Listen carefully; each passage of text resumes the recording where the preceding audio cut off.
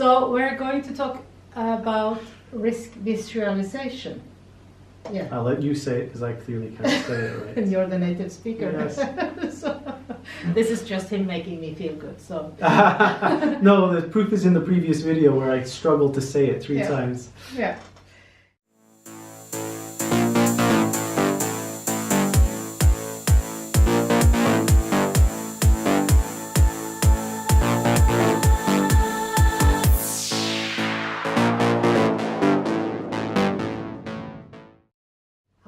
I'm Vibeke from Control Pro Risk Management, and I'm with Alexander Larsen from Baldwin Global, and we're talking about risk management for quite a few videos now. This is the 7th video, I think. This is the 7th. So, what can we say about risk visualization? What is it for?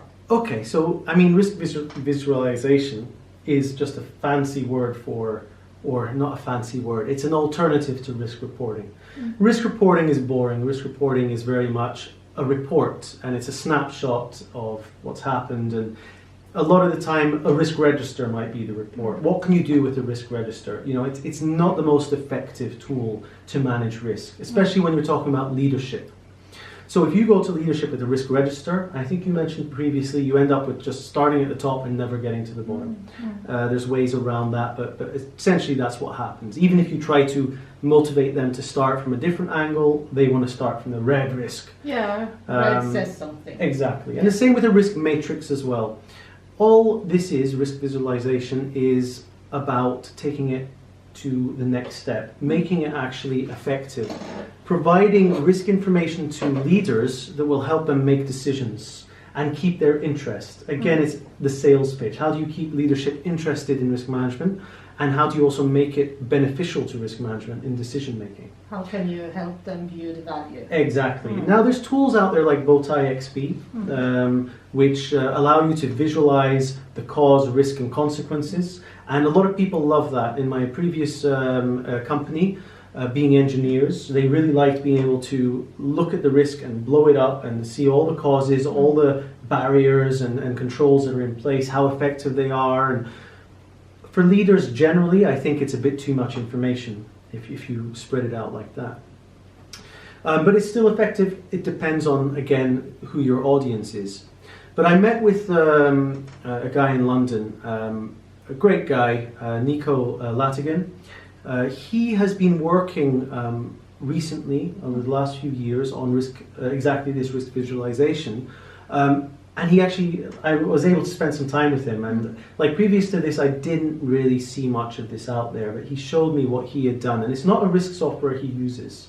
He uses a completely different software, which we'll add in the link as well so people can check it out. It's not a risk software, it's more like a brainstorming software, but he uses it for risk management, and very effectively, I might add.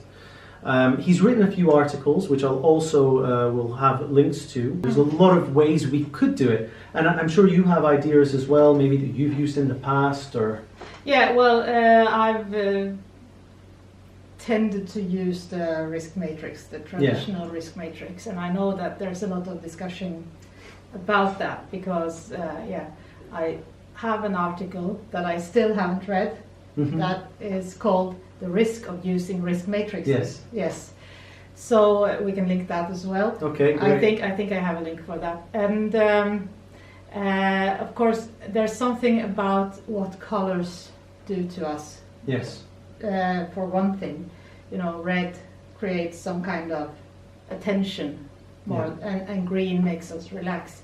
So that's one thing of it. But I have an interesting, totally unrelated example, totally unrelated to risk management, but it says something about the visual sense. Right. Yeah. And how we interact with that. Because my husband is a musician, and he works a lot with electronic instruments and synthesizers on his PC and stuff, and he has had to turn off the visualization of the sound waves in his equalizers or whatever they are called, because he ends up, instead of listening to the music, creating and producing good quality music, he ends up producing and creating nice sound waves in the visualization tool of the time waves. And there's actually science on this. Yeah. So the visual power, the visual sense is so powerful. Yeah. So I think also finding good ways to communicate risk visually can be very powerful and very effective for leaders. Definitely, yeah. So that's my take. That's amazing. That's a really interesting aspect. Yeah, and it's quite scary. So basically, he's being influenced by. Yeah, he's being influenced by what he sees instead of what he hears, and his purpose is to make music. That's not to make beautiful sound waves on the screen, of course. So it's all about what's your objective. Yeah. And the objective, when we talk about risk management, is to actually being able to manage and control our situation better. Yeah, exactly. And take better decisions, and by that have better results. Yeah, it was a very good step in the right direction. And I think it's the way risk management should go in the future, and I think it will. But the key, I think, is over the years, risk management has slowly crept into MBAs. It's slowly crept into other degrees where risk management now is a main part. Project management now is focused on risk management a lot. So we're seeing that this is creeping into education.